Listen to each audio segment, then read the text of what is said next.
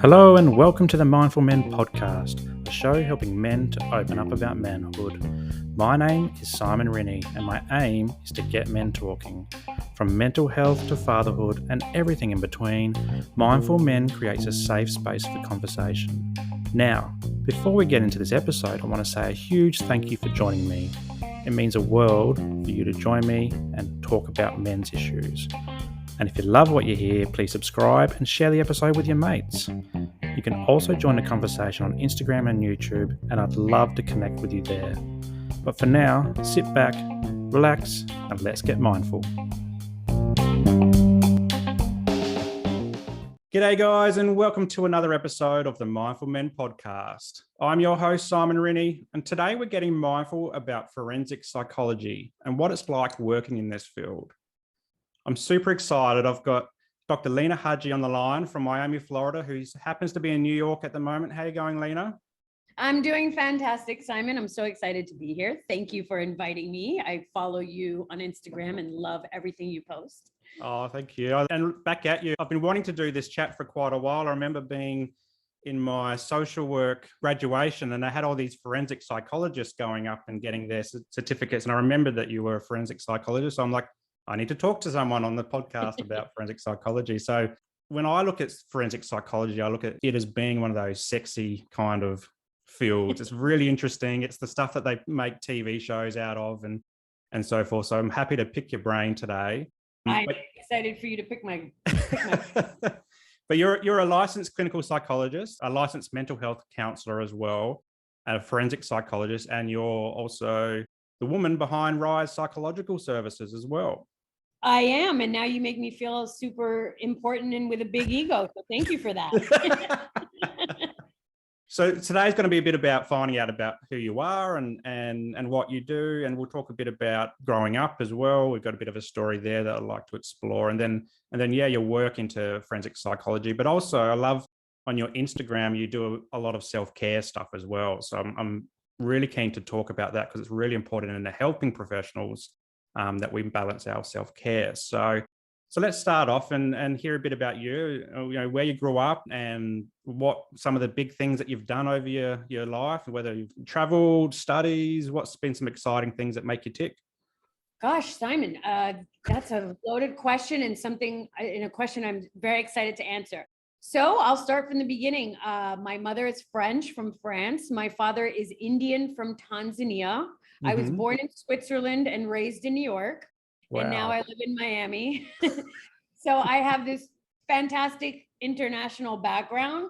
The way that happened is my parents worked for the United Nations. And so it was ingrained in my head at a very young age that I am to pursue a life that, it sounds very cliche, but to pursue a life that helps other people, or else there's no purpose in life unless you're helping other people. I mean, it was really drilled into my head at a young age, which I'm grateful for. So I wouldn't have been like a Wall Street broker or something. That wouldn't have flown in my family. So I grew up in New York City. Let's see, I have a bachelor's degree in psychology, and then I have a master's degree in forensic psychology, and then I have another master's degree in clinical psychology, and then I have a doctorate in clinical psychology with a forensic emphasis. I went a little nuts with school. I was going to ask why so much studying? Well, my parents were immigrants, and so I didn't have a lot of information into the U.S. Educational system. So a lot of it was kind of trial and error. I was definitely not somebody who did everything by the book. I zigzagged my way through life. I knew at a very young age I wanted to be a psychologist, and so I did my bachelor's in psychology, and I didn't know how to keep going. I just knew that I wanted more information. And so then I did a master's in forensic psychology, and I was completely intrigued, and I worked at the master's level for a very long time. And then I thought, well, I should keep going. I want more knowledge. I met women who were forensic psychologists, and I was floored that, young, attractive women could work with psychopaths and sex offenders and drug dealers and gangbangers. And I was like sold. And so then I did my doctorate, and on my way to my doctorate, I got another master's degree. So that one was actually kind of by default. So Wow. yeah, that's how that happened. What was study like growing up for you? Were you really into study then, like growing up as a child or teen? Well, education was drilled into my head. My father spoke 9 languages, and Wow. yeah, he was in Mensa. He had like an IQ that was insane. And he was originally Indian. And I don't know if you know much about Indian populations, but they are obsessed with education. Hmm. So it was never a question of going to college. It was which college. And Yeah. for a long time, Indian families tend to make you believe that they're like 3 professions: doctor, lawyer, and businessman. I didn't even know there were other things you could do. And funny enough, all my Indian cousins went to all the Ivy League schools. They went to Harvard, Yale, Brown, Stanford. And I went to community college in the Bronx. So I was actually considered like the fuck up, like the black sheep fuck up. My father went to Cambridge and London School of Economics. And I was just kind of hanging out in the Bronx doing, whatever. So yes, education was a very, very big part of growing up. I was always class clown, shocker, but I did manage to get good grades, and I have always enjoyed learning for sure. So Yeah. I do love school. So I'll complain about it when I'm in it, but I love it. yeah. So like growing up, how did you balance study? Like, did you do sports as well? Or did you do the arts or music? Like, how did you balance that? I've been athletic my whole life. When I was a kid, I was a gymnast, a rhythmic gymnast with the ribbon, the hoop, the Hmm. ball. For me, athletics has been such a huge part of my life because it has gotten me through parents getting divorced. It's gotten me through depression. It's gotten me through anxiety. It's gotten me through, um, you know, substance use. It's gotten me through so many things where it kept me grounded. I could be fucking up all over the place, but I still had to be at basketball practice. Yeah. Or I could be, getting drunk all weekend, but I still had to kickbox on Monday. And it allowed me to learn about self-discipline, structure, and just overall wellness, even if the rest of my life was going to shit, which I was very good at that for a very long time. Sports remained a constant. And it helped me build relationships, understand teamwork, self-esteem, getting to know people. I mean, I'm very biased when it comes to exercise and athletics. I think it's such a amazing free medicine that's not talked about enough. Yeah, definitely. So growing up, I was reading a bit about you. You're all over the web, so you're famous. I don't know if that's a good thing or not. No, it's a great thing. And so last year there was an article from Voyage MIA that I read, which is a really great article, and I'll put the link in the show notes for anyone to read a bit about you as well if they're interested. But you talk about experiencing depression secondary to conflict with your parents, particularly growing up. So I was wondering if you could describe a little bit about what you meant by this and what happened and how it impacted you. 9 years old, I remember I was in the back of my parents' Volvo. My father was driving, my mother was in the passenger seat, and I was in the back with my little sister, and I felt something in my throat. And I said to my mother, I can't swallow. And she didn't think anything of it. She thought, well, you must have a cold or maybe strep throat. And she's a great mother. And she took me she said, we'll go to the doctor. You'll be fine. And I said, no, something's stuck in my throat. I can't swallow. Very long story short, over the next 3 months, I didn't eat one morsel of food, no food. And nobody understood what was going on. A couple of doctors accused me of being anorexic and wanting to lose weight because I was a gymnast at the time. I had neurological tests, wires coming out of my head, cardiologists. They even went so far as to hospitalize me and put a camera down my throat to see if something was actually stuck. And after all these medical tests, they finally came to the conclusion that I had conversion disorder, that I was so stressed and so anxious and so depressed about something that I had convinced myself that I could not swallow. Wow. Which was mind-blowing to my parents, and they were almost about to feed me intravenously. And so they ended up putting me on Prozac at age 9. My parents, nobody wants their 9-year-old on Prozac, especially back then. It had just come out. Nobody knew what it was, what was going on. And I remember my mother took me to a very famous clinic here in New York called the Karen Horney Clinic. And for the first time, a woman had asked me questions that no other doctor had asked me. She asked me, I didn't know what death or suicide was, but I can remember feeling like I didn't want to be on the earth anymore. I mean, I was only 9, and she asked me that question. Do you sometimes feel you wish you weren't here? And I said, yes. And she just listened to me and didn't accuse me of wanting to lose weight and didn't yell at me for not eating. And she was so empathic and so responsive that I left that appointment and I asked my mother, what was that woman? And my mother said, that was a psychologist. And that was it. At age 9, I was sold. I said, I have to become a psychologist because I felt so understood and heard for the first time by all these doctors that I had seen. Yeah. And so it turned out, my parents had a lot of volatility, and my father had stopped speaking to my mother, and they should have divorced. And because of that chaotic household, I ended up with this physical symptom, which is Wow. nuts. Yeah. And it resolved. And in your household, like, was talking about emotions like something that was normal, or you wouldn't do it?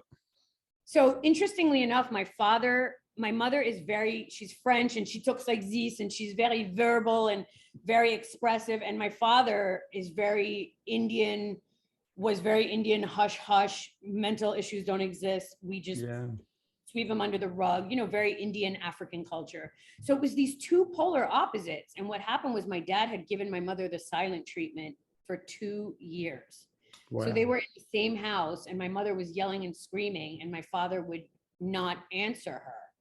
And I guess neither of my parents, they knew it was crazy and it wasn't a way to have a marriage, but they never thought it would affect their children my parents weren't bad people or malicious, but it wasn't until somebody said to my mother, you need to leave him or your daughter's going to die.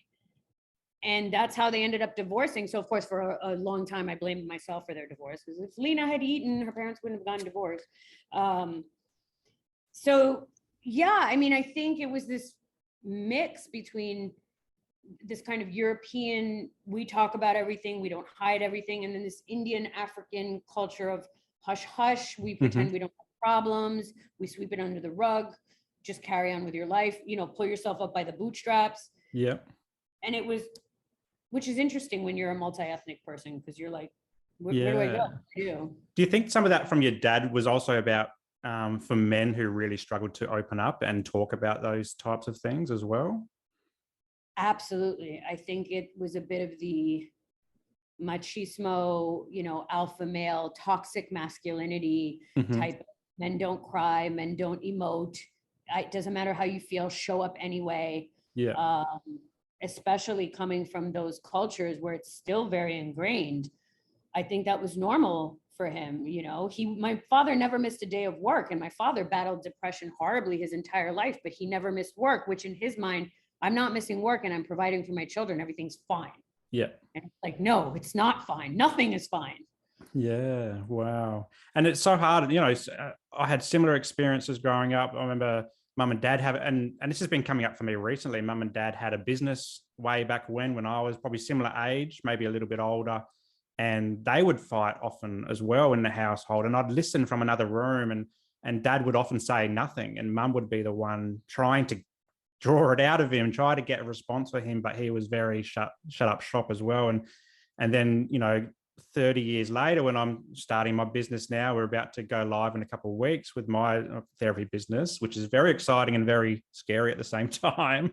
But I've got these things in my mind about business, and I'm a bit worried and worried that my relationship with my wife might go down that same path, but I'm determined not to let that happen and be open with her and try and, when we need to fix things up, we'll fix things up. If everything's going well, fantastic. But if things aren't going well, it's also important to speak up from our relationship perspective as well. So it's something that I've been thinking about recently as well.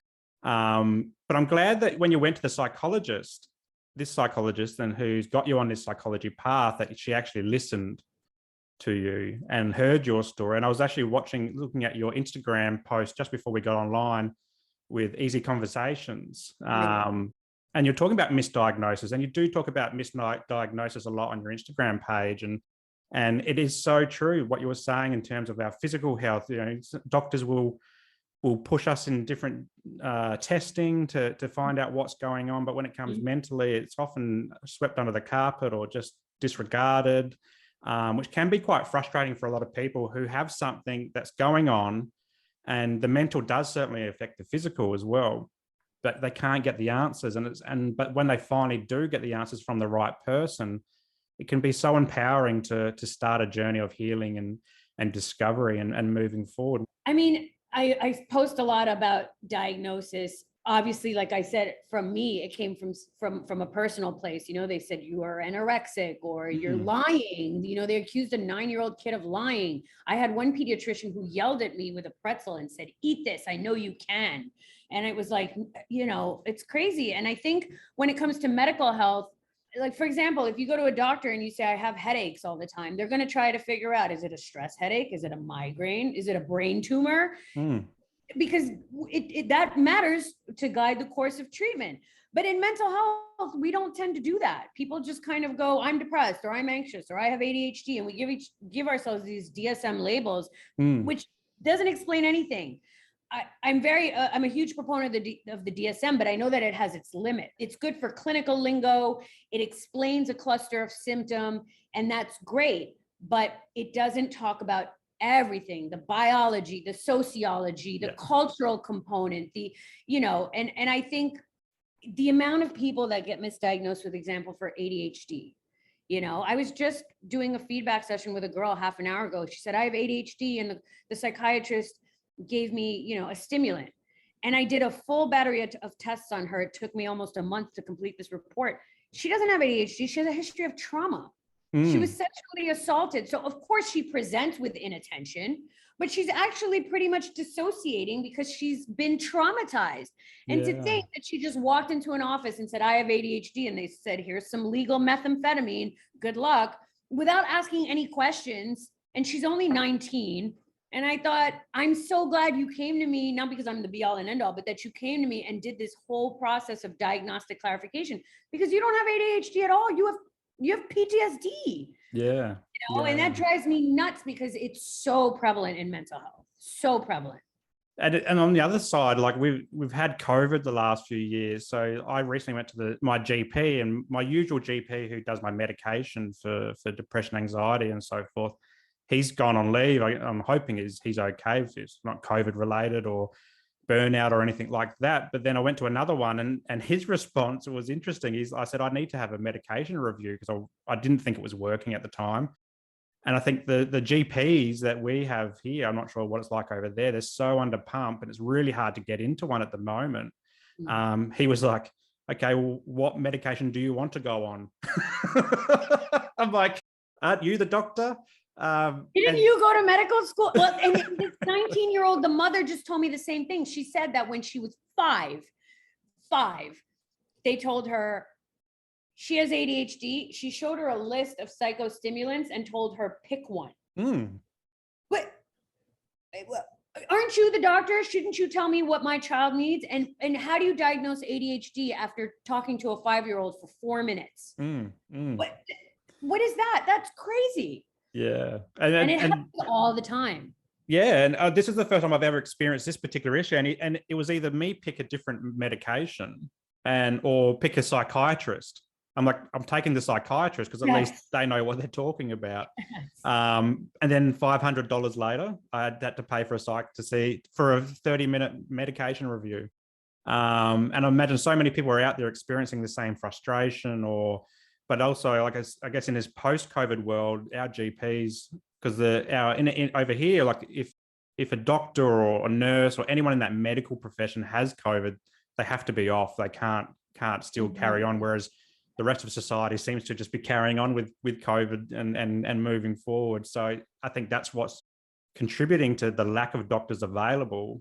And then they're just pushing people through as many as they can get through just to get through the day. So interesting times anyway. And I love, what you're doing on Instagram around diagnoses and educating us about DSM-5s and I know from the DSM-4 to 5, and I live with OCD. And that changed even just where it was sitting in the DSM. Yes. So trying to keep up to date with all that type of stuff and is quite challenging. But anyway, we could do another episode on the DSM. Yes, we certainly can. We'll just go randomly pick pages and talk about them. Yes. But given your experience of what happened in childhood, how do you think that's impacted you to be the person you are today? Oh, I think it's literally guided every single step of my life. I mean, not only with becoming a psychologist, but having this almost obsession with misdiagnosis, because I was misdiagnosed as a child. I also struggled with OCD in adolescence, a lot of ritualistic behaviors and counting and touching things. And that was never properly diagnosed. My depression was never properly diagnosed. I was told I had bipolar I was told I had everything in the book, but nobody ever really took the time to do a thorough psychological assessment and a history and find out what was really going on with me. And so because it happened to me personally, it really drives me nuts, almost to a pathological level, when I see other people get misdiagnosed. And so it's become this passion of mine because, and again, I know the DSM-5 TR, the DSM has a place. It's not the be all and end all, but it's a starting point, and it's a way to conceptualize someone and to kind of guide treatment. For example, bipolar versus borderline, they need DBT. Bipolar, you need a medication because it's, and we mix those up all the time. And then and for patients, it's horrible. They think something's wrong with me. I'm not getting better. They have treatment fatigue. I've spent all this money. The lithium's not working. And it's like, because you're misdiagnosed. Yeah. And so not only have I felt that frustration as a child, as a teenager, and as an adult, but I've seen it in my patients. And it's it's heart-wrenching for people to think there's no hope for them, or to think they're not getting better, but because they're on the wrong path to healing. That's horrible. Yeah. It's horrible. It certainly shapes how we think and feel as we move forward. And I mean, the OCD pathway, a lot of people go undiagnosed for up to, I think the average is about 15 or so years, roughly, from first symptom to treatment. And a lot of that's internalized. They're like, what's wrong with me? Yes. But I guess it's also around lack of education and community about anything other than depression or anxiety.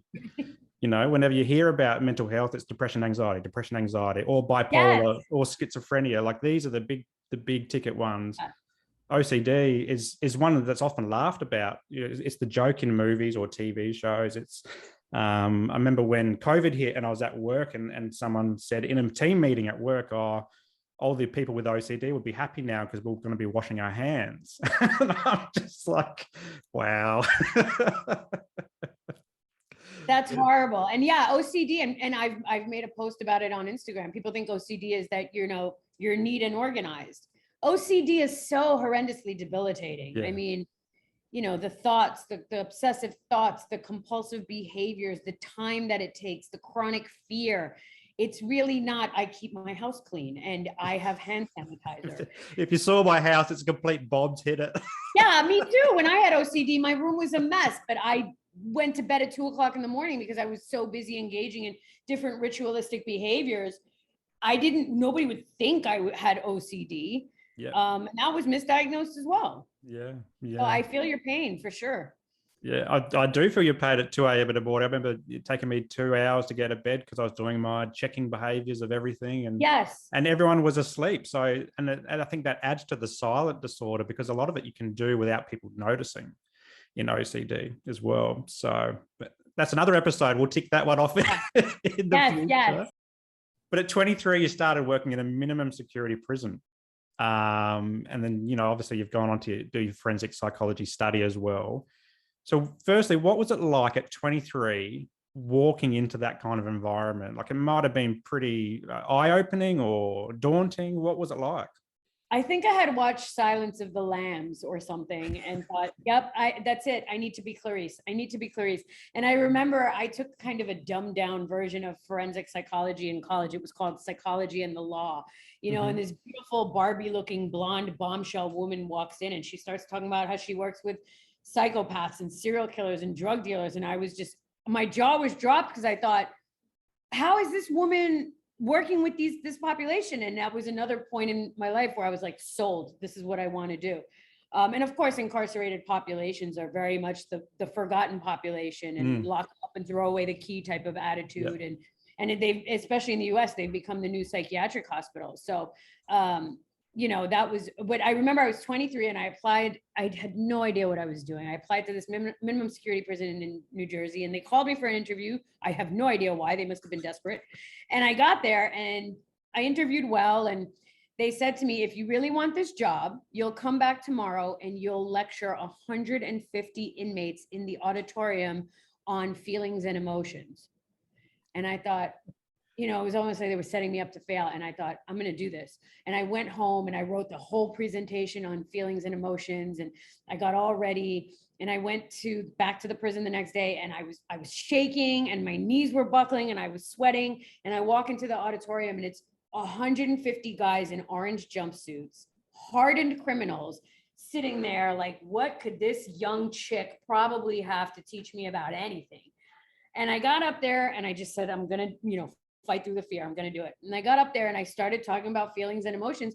And for some reason, they listened and they respected me and they engaged and they asked questions. And it was another pivotal moment in my life where I thought, that's it. This is what this is amazing. Like, I didn't think any of these guys would listen to me, and somehow I got the job, and that's where it all started. But it was terrifying. Yeah, and I learned a lot of hard lessons at that job. I can imagine. And when you were describing that, the first thing that popped in my mind just then was prisoners are people too. Yes. You know, they experience emotions and feelings. And just because they're in prison, yeah, they might have not been able to control them outside of prison, but that's not necessarily why they're even in prison to start with. Correct. No. And also, you know, we lump inmates together, at least in the US, you know, if you have a 19-year-old inmate who's incarcerated because he's from the ghetto and his mother was a prostitute and his father was absent and he literally didn't know where his next meal was coming from, and nobody cared if he showed up at school, and he started selling drugs to feed his siblings. You know, I'm not excusing his behaviors, but that's a very different type of criminal than, let's say, a 45-year-old pedophile. Those are two completely different criminals with completely different crimes, with completely different circumstances. And yet we shove them together and just go, oh, well, they're inmates and they're criminals. And it's like, wait, the 19-year-old, he needs resources, support, education, skills. He needs, you know, the 45-year-old pedophile, I mean, he needs some sex offender treatment, but how can you lump those two guys together? Yeah. And that's what happens. They're just inmates. Yeah, and expected to get along and you know, follow orders and follow a new system and yeah, it's and then come out of prison and not recidivate. Yeah, and sometimes, like, I've worked a lot with, in the last few years, in the child protection space and particularly seeing, and even in the youth justice space as well, in the disability. So I have been funding disability supports for people, for children and adults as well, but particularly in that child protection space. And sometimes some of these youth offenders, they reoffend just to go back in because they feel safe in that kind of environment as well. Absolutely. I remember the first time that I was working at Sing Sing Correctional Facility, which is a famous maximum security prison in New York. And I had this one inmate patient, and he went up for his parole hearing, and they granted him parole. And they said, you can leave prison tomorrow, but you have to be on parole for 5 years. And he denied it. He said, no, I'd rather stay in here and finish my time. And I was floored. I didn't understand. And I met with him. I said, are you crazy? You just got a chance to get out. You get out. And he said to me, you know, I didn't have my doctorate yet. He said, Ms. Haji, I don't think you understand. I don't know how to survive out there. I'm institutionalized. I go out there. I don't have food. I don't have medical care. I can't stay sober. I don't have any family. I don't have any support. I would rather be in here. And that broke my heart, because I thought, oh my God, they opened up the door and said, go. And he said, I can't. I'd rather be in here. And I thought that was an anomaly, and it's not. I've come across many inmates who say, at least in here, I get food, I get a bed, I get medical care, I get a therapist, I mean, that, you know, out there I have nothing. Yeah. And that's heartbreaking. And yeah, it must be like, and to have to process that and even come to that that decision inside as well must be really, I guess, exhausting for inmates and the support teams around. So people like yourself, people trying to get them out and get them Yeah. well, but then there's like hospitals, there's only so many beds. Right. How do you manage that? Like, did that impact in terms of that kind of story impact in terms of how many people that you were supporting, or people in the prison? Did they have enough beds and cells and all that type of stuff? I mean, the United States has, 25% of the world's prison population. We love locking people up here. It's ridiculous. We have more prisons than any other country in the world, from what I understand. So yeah, they had a bed. We lock people up all the time, but I just thought it was so heart-wrenching that this is the richest country in the world, quote unquote, and yet we don't have resources to find him a job or an education or housing or a support system on the outside. But we will certainly pay to keep him locked up, which costs just as much, if not more. Yeah. What a broken system. I mean, how does that serve him, and how does that serve society? No matter what political spectrum you're on, liberal, conservative, that doesn't serve anyone. It doesn't serve anyone. So it's like it's locking the door and throwing away, and then not locking that in that direction. So exactly. So since this time, you've worked in over 9 prisons. Is it still 9, or have you increased that now? I think I've added maybe 6 jails since then. 6 jails. But I'm not in there 40 hours a week anymore. I go in, I evaluate, and I leave. It's very different. Yeah. So what's the difference between a prison and a jail? Because it's very different over there than, let's say, over here. Yes. So jail here is before you're convicted. You're awaiting trial. So you've been arrested. You're coming right off the street into jail, and you're waiting to go through the legal process. Prison, you've already been sentenced, you've been convicted, and now you are doing your time, so to speak. So prison is usually more long-term. Jail is a little bit more chaotic. There's a lot more turnover. People are coming off the street, so they're high, they're sick, they're unmedicated, they're dirty, they haven't showered. Jail is a lot more chaotic. Prison is usually, by the time guys get to prison, they know how much time they're serving. They know they've been convicted. They've been showered. They've been detoxed, and they're kind of ready to move on. And have you've gone through minimum security prison? What about, have you gone into like a maximum or anything like that between the different types? Yeah, absolutely. I've mostly worked in maximum security prisons. I was a clinical director of a maximum correctional facility here in Florida, and it housed the 500 worst inmates in the state of Florida. So these aren't just guys that rape and murder in the community. These are guys that rape and murder in prison. They continue to carry on their criminal activities. So high-ranking drug dealers dealing drugs in the prison. Again, guys who stab, fight, rape, murder, even while they're incarcerated. So a lot of high psychopathy, antisocial personality disorder, really the worst of the worst, if you will. I managed that for almost a year. That was fun. And have you done just men, or have you worked with women as well, like in women's prisons? I worked in women's prison, but not as long. I think it was only about a year I worked in a women's prison. It was very interesting. I more of my experience and knowledge is with male inmates, but I have worked with female inmates, and I do evaluate female inmates for the court system. Yeah, cool. So tell us a bit about what it's like working in these environments as a professional, as a helping professional, between the minimum to the maximum. Like, what's the kind of supports that you would provide in a day-to-day, and how is it like interacting between staff and inmates as well? So it varies very greatly from state to state here in the US. I've worked in the Florida prison system, the New York, New Jersey, and California prison system. The prisons in Florida are privatized, which is horrendous. I literally wrote my dissertation on it. So they're literally making a profit off of people's misery, right? So they're lower resources, I'll give you an example. The average Florida prison has 1 to 2 psychologists per 1,200 inmates.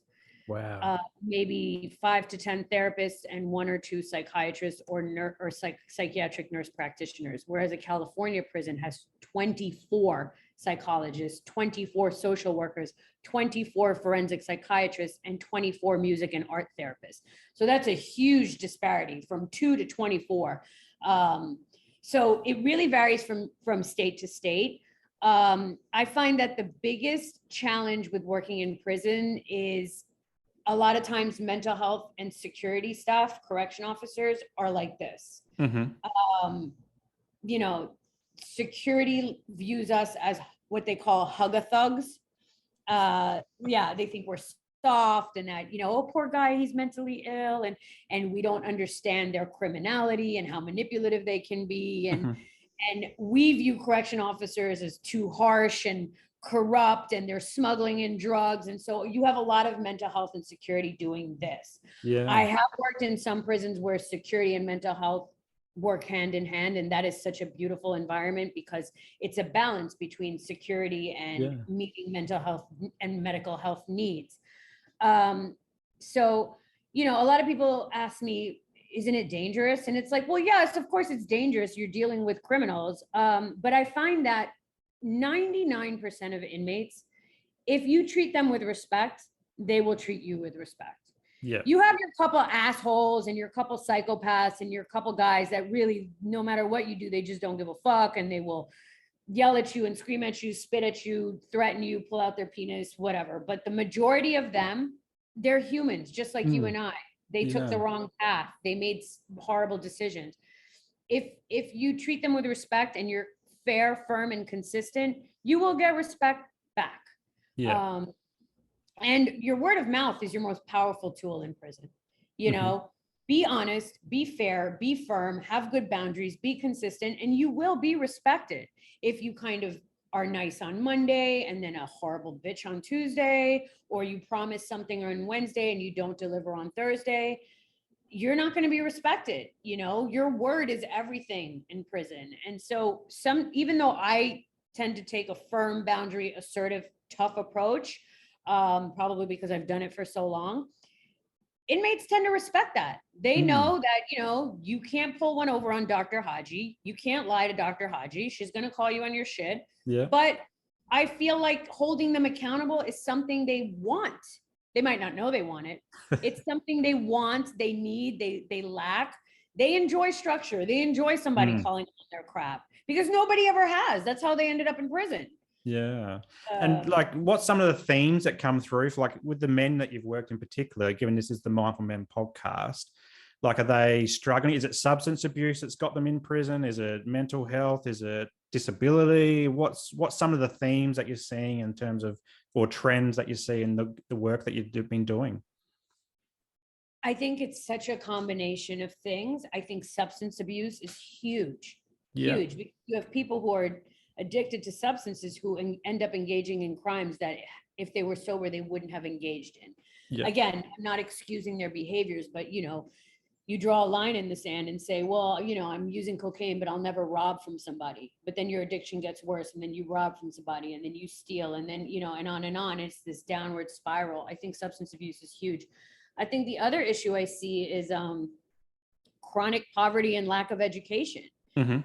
If there's a 25-year-old guy who grew up in the ghetto and never received a high school diploma, has no skills, has no family support, has no resources, again, not excusing his behaviors, but if he ends up engaging in a life of crime. And, if we had done more early interventions and provided more resources, education and support and athletics and peer support systems and resources and food and shelter, a lot of these guys would have never ended up incarcerated. Yeah. And then you have, your psychopaths, your Jeffrey Dahmer, Ted Bundys, who would have ended up in prison no matter what. But I think those are few and far between. Yeah.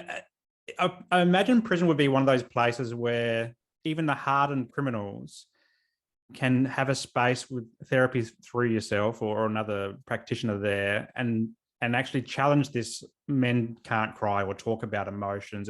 It almost kind of like the opposite of what we do on the outside is we bottle everything up. We don't talk about anything, but I guess you're giving the opportunity for these really tough guys to open up and get vulnerable.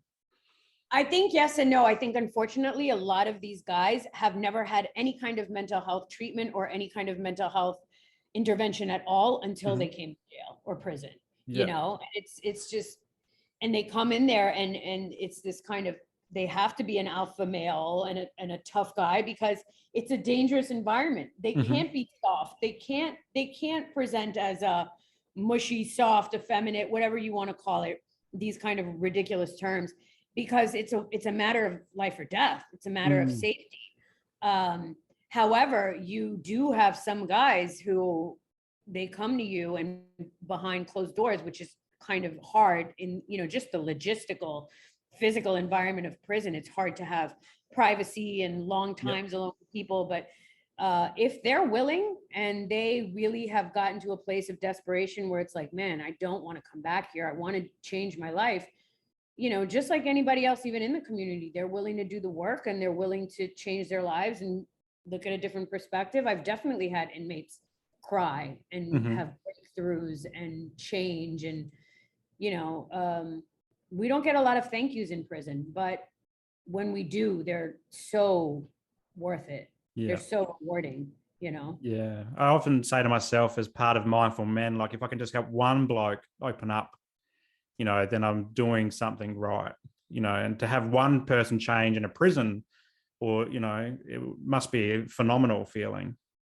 Absolutely. I mean, I remember there was this one inmate I worked with. He was a high-ranking gang member, and he had major depressive disorder with psychotic features. So when he would get very depressed, he would hear voices.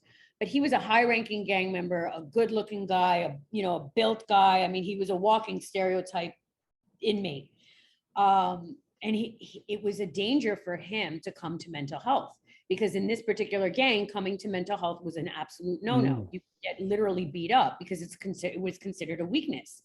So he would have to sneak to his mental health appointments. And he was terrified that his gang affiliates would find out that he was, number one, mentally ill, and number two, getting help, number three, on meds.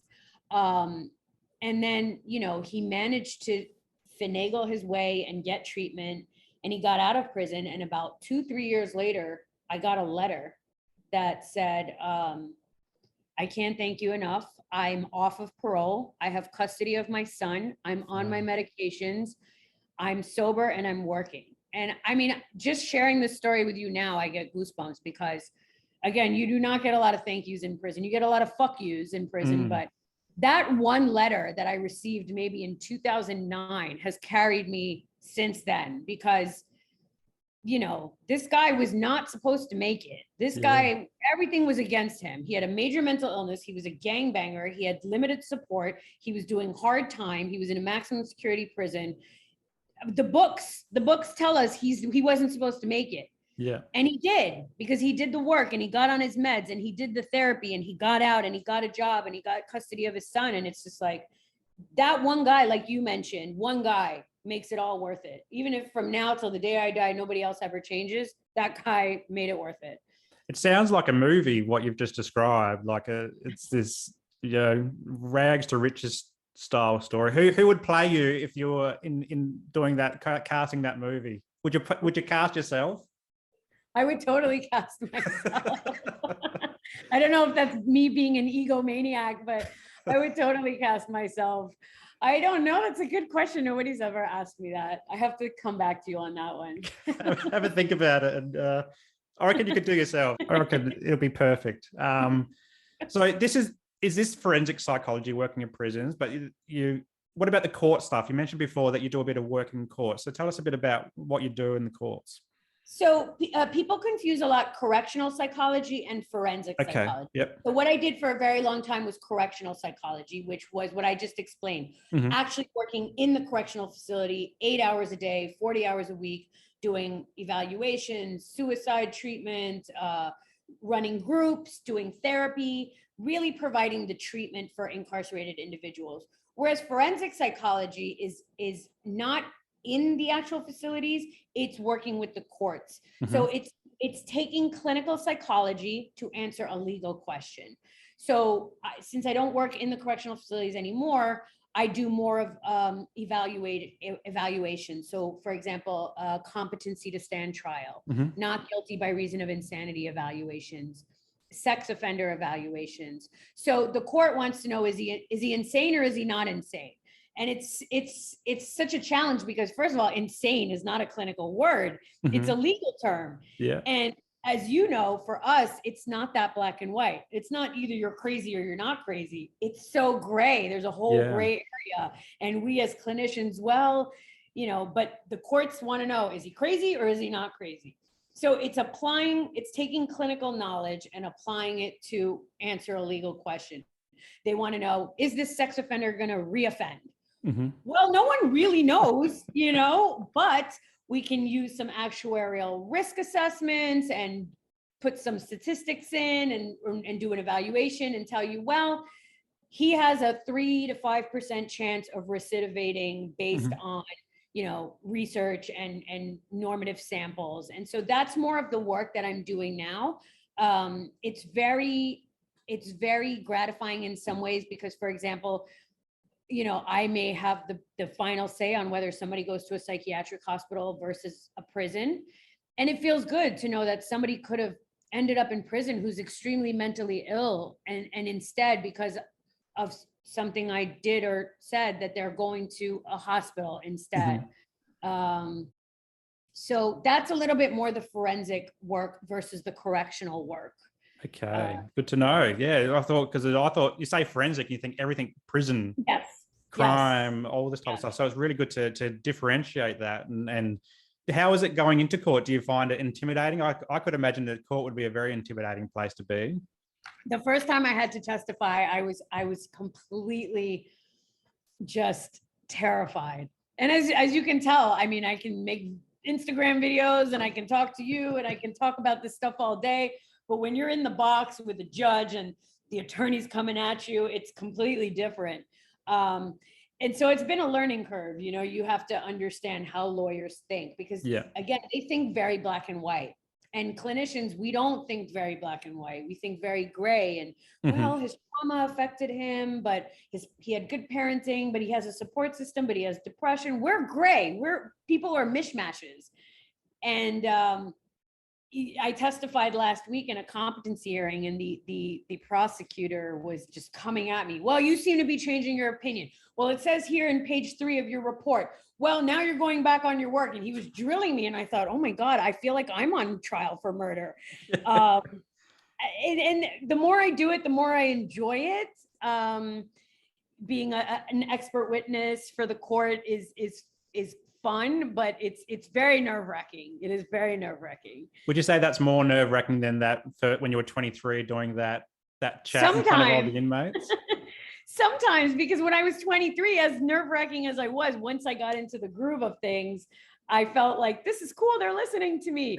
Whereas in court, every single every single testimony is different.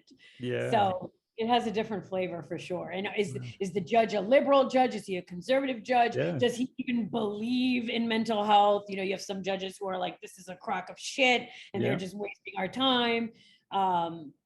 So it's very, very interesting and constantly learning. It humbles me a lot. Anytime that I think I know it all and I'm good at what I do and it's been 20 years, go to court. The court will humble you in about 30 Put you back in your place. Yeah, which is good. I need that because then I'll go home and be like, I need to read up on this. I need to read up on this. So tell us about Rise Psychological Services and the kind of work you do through that and the kind of people that you support. Okay, so I opened Rise in August of 2020, so just celebrating 2 years. I used to do a little bit of forensic work on the side, and I never had the balls to go out on my own completely. I really thought you become a psychologist, you work a 9 to 5, you get a steady paycheck, and then you die. And I started realizing actually I got laid off during COVID, which was terrifying. Yeah. It was terrifying because I got home after being laid off and I applied to 17 jobs, and a couple of people in my support system said, well, you have this private practice work on the side. Why don't you just do that? And I thought, there's no way. How am I going to pay my rent? How am I going to pay my car note? Yeah. And I just build on that. And I started talking to different courts and talking to different counties in the Florida area. And the next thing you know, I thought, I'm never working for anyone again. This is amazing. It has its ups and downs where, some months you're like, how am I going to get all this work done? And then some months you're like, why is nobody calling me? So, you have to realize it ebbs and flows. But again, so my work is very much doing work for the courts, mostly competency to stand trial, some not guilty by reason of insanity, some juvenile assessments. You were talking about working with juveniles. So juvenile assessments in terms of mitigating factors. So especially with young young kids, 16, 15, you want them to get treatment interventions as opposed to incarceration. I also do law enforcement screenings, I just happened to stumble on that. So anybody who wants to be a police officer in my local area has to come through me for a psychological evaluation, which is, now they're really focused on that, especially with the culture of police here in the US. I'm sure you guys heard about the George Floyd murder and racism. And so it's a good thing because they've now hired psychologists to kind of be a barrier. Do you have misogynistic attitudes? Do you have racist attitudes? Do you have substance abuse problems? Do you have integrity issues? So you give these police officer candidates these psychological screenings. And of course, they're not foolproof, but you can generally measure, whether somebody is a good candidate to be a police officer or not. Whereas before, they didn't do any of that. Hence, George Floyd being murdered by that psycho. And it's such a big problem here in America. Yeah, we certainly see it in Australia too as well. Similar things, racism, that toxic masculinity comes through, is very power hungry, but not every police officer, but you can certainly see it in when you do talk to some and so forth, or even just what you see on the news as well. It does happen here as well. So I bet. So do you provide any one-to-one therapy in RISE, or is it just the court stuff and the police stuff, or? I had stopped doing therapy for a while just because I was therapied out. Yep. And I spent so much of my time typing reports that I didn't have much time. But recently I picked up a couple of patients just because I thought, I do enjoy therapy and I would like to not forget my roots and where I came from. So I do a little bit on the side, a couple of therapy cases here and there, and but mostly evaluations. Yeah. Do you do supervision as well? I thought I did read that you did some supervision. Yeah, tell us a bit about supervision and what you do there. I do. So I like to supervise master's level clinicians. I had such great supervisors and I had some not so great supervisors. And so I didn't think that I would like teaching and supervising. I thought I'd be like, I'm done with school. I want nothing to do with students or novice clinicians. I don't want to teach anybody anything. But I stumbled upon that too. I think I was helping a friend or something. And I realized I really enjoy it. I enjoy guiding people who are early in their careers so that they don't make the same mistakes that I made, and to kind of give them a good foundation. And so I supervise a lot of master's level clinicians and pre-doctoral clinicians. And that's really, really cool because I teach them about things that, again, I had to learn the hard way. Inmates can be very manipulative. Here's how to not be manipulated. And here's how you learn about malingering and when they're lying to you. And of course, I'm not talking about all inmates, but some. And I teach a lot about psychopathy. People don't realize how prevalent psychopathy is. So I really do enjoy, and that's the other thing I love about being in private practice. It's a mishmash of things. On Monday, I might do a police evaluation. On Tuesday, I might do a competency for court. On Wednesday, I'll do supervision. On Thursday, I'll teach a webinar. And it's really exciting because I'm never bored. Always something new. And it keeps me from being stagnant. I'm constantly realizing there's always more to learn. Don't ever think you're at the peak. Don't ever think you're at the top, especially in mental health. I just learned the DSM-5 and the DSM-5 TR comes out and it's like, oh my God. Yes, I did see your post on the TR and I was like, oh no.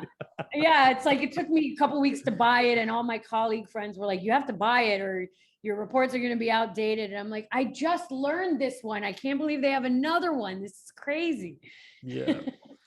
So self-care is really important in the helping professionals. And I remember one of the very first posts I saw from yours on Instagram was, I think it was you taking a photo in front of the camera, the mirror, maybe after some yoga or Pilates, or you're doing some stretching actually. And now you're onto I love your gym ones where you're pumping out the weights and making me look really bad because I'm not at the gym at the moment. But tell us a bit about, you grew up playing sport. Do you still do sport outside? Or is it just the weights and more of a stretching and all that? I did CrossFit for about 4 years, which is complete insanity. But it's very go, go, go. And I recently switched to functional training. So I do a lot of weights and cardio, and I like to run. I hate running, but I force myself to run.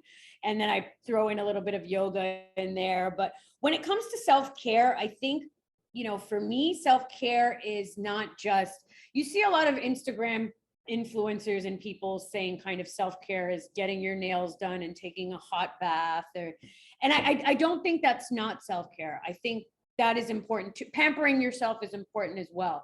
But for me, self-care is really holding myself accountable, making sure I stay humble, making sure that I help other people. I like to do a lot of service work, community work, where I'm not getting paid, so that I can remember that, I'm lucky enough to do what I love for a living and be able to pay my bills. So I have to give back. That to me is self-care. Self-care is going to the gym, going to yoga, cleaning my house. And then of course, the more pampering stuff, spending a whole day watching Netflix, going to the beach, maybe going to the spa. And I think that's where people get self-care confused, that it's just pampering. But for me, self-care is really, even if it's going to dinner with some friends, to just stop checking your email for 1 hour. Yep. Go to dinner with some friends, focus on your friends, or, do a free class for a school that, doesn't have a lot of resources, things like that.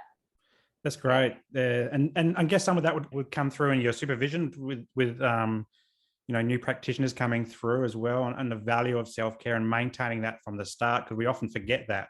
And then we feel burnt out or stressed ourselves. So does that come through in your supervision as well? Absolutely. I mean, I tell my supervisees all the time, even if you're bombarded, a lot of them are doing their doctoral program, which I know is insane because I've done it. I always say, school isn't going anywhere. Jobs are not going anywhere. Prisons and patients are not going anywhere. But you can't burn out, because if you burn out, you're not only doing yourself a disservice, you're doing your patients a disservice. I've been burned out. I know what it's like. Actually, one of the reasons I left the prison system was because I was realizing that I had become so desensitized that it clouded my judgment. And inmates in prison, they'll yell at you, "Doc, I'm fucking suicidal." And I'll say, "You're not fucking suicidal. Come on, dude, go back to your cell." You develop that rapport with them where and then they'll chuckle and, "Yeah, Dr. Haji, you're right. I'm full of shit." And they'll go back to their cell, and that's cool. But I was getting to a place where I was being overly, and I don't like to admit this, but where I was being overly dismissive. Everybody's full of shit and these inmates are just playing games and you guys are not fucking suicidal. Go back to your cell. You're pissing me off. And I was like, wait a second. I had to stop and realize, if somebody is suicidal, Lina, and you're kind of dismissing them because you're burnt out and because you're skeptical and because you're jaded, that's somebody's life you're messing with. And I had to, it took me a while, and I'm not proud of it, but it is part of the human experience where I had to stop and go, whoa, I'm detached and my objectivity is clouded. I'm exhausted. I'm mentally drained, and I have to take a step back. Yeah. And, I don't think a lot of people are willing to admit that. We just, especially in prison, it's crisis. And it's like, well, I thrive under crisis. I do well in prison, but that you can't do that forever without going, wait a second, let me stop and breathe. I'm glad you brought up burnout, because it's something that I've experienced as well. And that skepticism that you talk about and the clouded judgment and the detachment is very real. And you do that disservice to the clients that we work with, because our head's not in the game and our hearts aren't in the game as well. And taking and acknowledging that is really hard, because we're often it's often, particularly for men, like saying that you're burnt out, because we've got this hustle culture that we see now on social media. You got to hustle. You should be working 24/7. Things should be happening for you while you're sleeping, all this type of stuff. But I mean, when I hit burnout, I think it was mid 2020, I'd been studying my master's degree part-time for 4 years. I'd been working full-time the whole time. We'd had 2 kids. We got COVID, so then we were locked down for 5 or 6 months as well. And then I also did, and I had my own mental health stuff, which I've had for 30 years, but it was starting to spike as well. And then I got like a physical condition with my back, which I think was caused by the burnout, because I had all the testing and they couldn't figure out what it was. I just said to Simon, it's just back pain. But I could barely walk and so forth. But then I had to take 4 months off of work to recover and do nothing, essentially, try to slow my brain down and regain some things that I found joy, because I lost the joy in a lot of things. So I'm glad you bring it up. And burnout is becoming a very real thing. You're seeing a lot about it on the socials, on the news as well. And I think by having those self-care routines from the start and keeping them and making them part of your life, not just every now and then thing, but an everyday thing, can go a long way to preventing burnout and so forth. So I'm glad you brought it up. It is a very debilitating thing that a lot of us go through, but sometimes we just try to push through until you hit the wall. Like I did, I hit the wall and I couldn't keep going. I had to stop. Tools were down and I had to stop. So yeah, I mean, if we don't take a break, our body will take a break for us, Yeah. And you had a lot on your plate. That's a lot. And I'm just like you. I just thought, be stronger, fight harder. Nobody's going to do it for you. You have to build the life you want for yourself. And while all of those things are true, that doesn't mean get rid of balance and become completely nuts. Yeah. And don't sleep and don't exercise and don't socialize and don't meditate or yoga, or whatever your thing is, or play the guitar, whatever your thing is, but it's true. I think, and I've gotten burnout for sure. It scared me. It scared me for a while because I thought, wow, I don't care about my patients anymore. And I don't admit that a lot because it's almost shameful and embarrassing, but I really felt like, I don't care. I don't care what happens to you. And that's not true. It wasn't that I didn't care. It was that I was completely burnt. Yeah. And that I didn't know what else to do. Yeah. And it's not serving anyone. It's not serving anyone. So and you do raise a great point there, is that it's not that you don't care, it's just that you just spent, you can't do it. Yeah. Nothing's going in and everything's it just feels like it's full, your head. So anyway, I could talk to you all day. I could talk to you all day. I've got a couple more questions for you, and then I'll let you go for your evening. So what's about some advice that you could give to someone who's just starting out in their career? They might be working in the prison, they might be doing stuff in court, but they're feeling over their head. They might be, forgot their self-care, or it's really intimidating, the kind of environments they're working in. What's some advice that you can give to maybe a new professional to kind of work through that? So the first advice I would give is do yourself a favor and try your best not to compare yourself to anybody else. I took 8 years to complete my bachelor's degree. Now, I was busy fucking around and partying and bartending and doing stuff that I probably shouldn't have been doing. Everybody else graduated in 4 years and I graduated in 8. I also took extra long to finish my doctorate. Most people do their PhD in 5. I did it in 7 because I was juggling 3 jobs. And, some people were younger than me and some people were older than me. And I found myself really comparing myself. Oh my God, I'm taking so long, or I'm 31, everybody else is 24. And so the best advice I can give people is you have no idea what other people are going through. You have no idea what's going on in their life. Do not compare yourself. I have one friend who did everything by the book, so to speak. She was a doctor by the time she was 25. She did the bachelor's, she did the doctorate, and she was ready to go. However, she's never traveled, she's never partied, she's never really dated. And so she missed all of those experiences. So one of my main pieces of advice is don't compare yourself. Your journey might zigzag. There are many different paths to the same destination. Yeah. And I had to learn that because I was always hard on myself comparing everybody else. Oh my God, she's already a doctor and I haven't even started my master's degree. Doesn't matter. And the other advice I would give is networking. Making sure you have not just a professional network, but a support network. And I fought against that for a long time. I can do it by myself. I don't need to talk to anybody. Hard work pays off. And that's true. But to have people to bounce ideas off of and colleagues and somebody you can turn to, or can you help me with this problem? Or I'm not sure if this diagnosis is correct. Can you look over this report? it's a built-in insurance for you, Mm. you know, to know that you don't know everything, and that bouncing off of other clinicians or other peers or other is always going to serve you. It's always going to serve you. And then the third thing is what you and I just talked about, balance. Yeah. Do not work yourself to death, because you're going to hit a wall. It's impossible not to hit a wall. You're going to hit a wall. Make sure you have the spa day, the exercise, the socializing, the sleep, Yeah. the nutrition, the family time, the guitar playing, the whatever it is. Make sure you incorporate that in your life, or else your body will tell you to do it for you. Yeah. Wonderful advice. Thank you. 2 more questions and I'll let you go. Yes. One, have you figured out who you're casting for yourself in that movie? Oh gosh. No, I have to get back to you on that through email, or maybe I'll send you a DM. Maybe we'll do up a nice Instagram of you coming soon or something like that. Okay.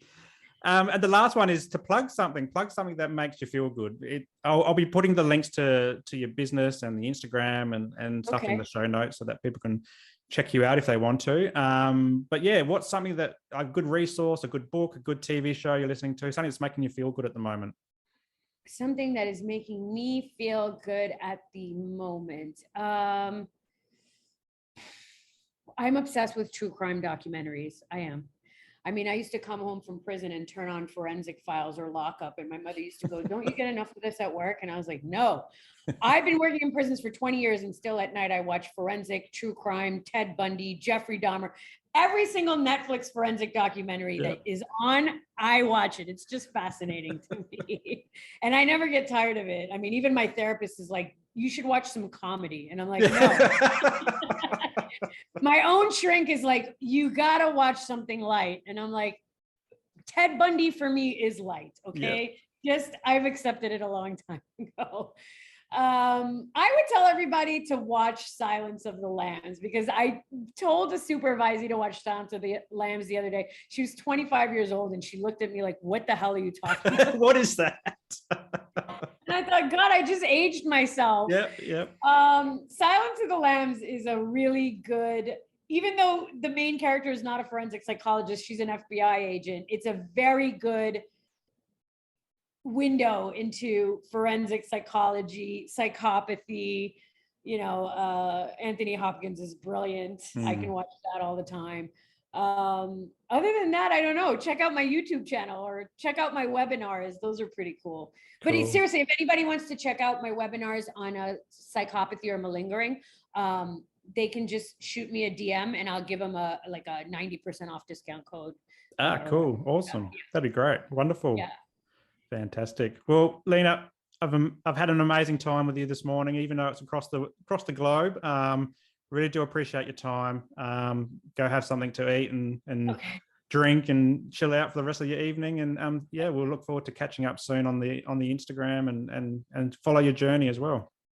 Simon, this was amazing. You're such a pleasure to talk to, and I love the work you're doing. I mean, Mindful Men is really one of my favorite Instagram accounts, and I'm always like looking for stuff to send or tag you in. And so it's really great what you're doing. It's very necessary, you know, because women dominate this field, but men absolutely need the same kind of, you know, so what you're doing is great. I can't thank you enough for having me on. We should do this more often for sure. I've already got about 4 episodes that we could talk about. Okay, perfect. Perfect. Wonderful. Have a good night. Okay. Have a great day.